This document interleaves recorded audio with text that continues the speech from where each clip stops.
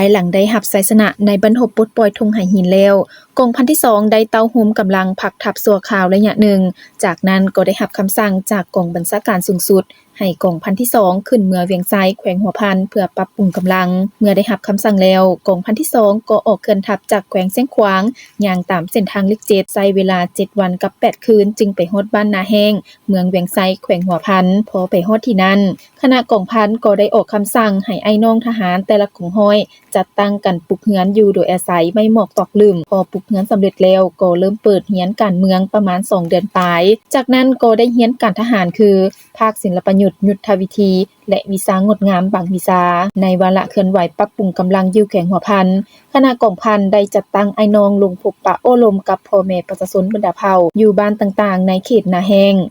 ผ่านการเฮ็ดคือแนวนี้จึงเฮ็ดให้ประชาชนบรรดาเผ่าอยู่เขตนี้มีความเข้าใจต่อแนวทางการต่อสู้ของแนวลาวรักชาติและก็ถือเอาไอ้น้องกองพันที่2เปรียบเหมือนลูกหักหลานแพงของตนไอ้น้องเฮาได้จัดตั้งกันไปช่วยเวียกพ่อแม่ประชาชนเป็นต้นแมนแปลงยาวแปลงเฮือนเฮ็ดไร่เฮ็ดนาและอื่นๆพร้อมนี้ไอ้น้องนักรบในทั่วกองพันที่2ยังรักษาได้ระเบียบวินัย8ข้อของกองทัพคำปฏิญาณ8ข้อของกองทัพ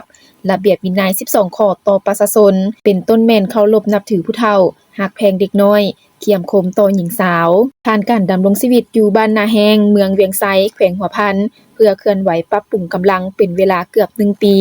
บ่มีไอ้น้องนักรบคนใดเฮ็ดผิดต่อฮีตของประเพณีของประชาชนบรรดาเผ่าอยู่เขตนั้นไอ้น้องนักรบทุกคนเวลาใดก็ยกสูงแนวคิดยึดมั่นต่ออุดมการณ์ปฏิวัติมีสติระวังตัวเป็นเจ้าการปฏิบัติระเบียบวินัยก็คือคำสั่งของการจัดตั้งอย่างเข้มงวดฮอดเดือนมังกรปี 1971กองพันที่2ก็ได้รับคำสั่งจากกองบัญชาการสูงสุดให้เกี่ยมรับหน้าที่ใหม่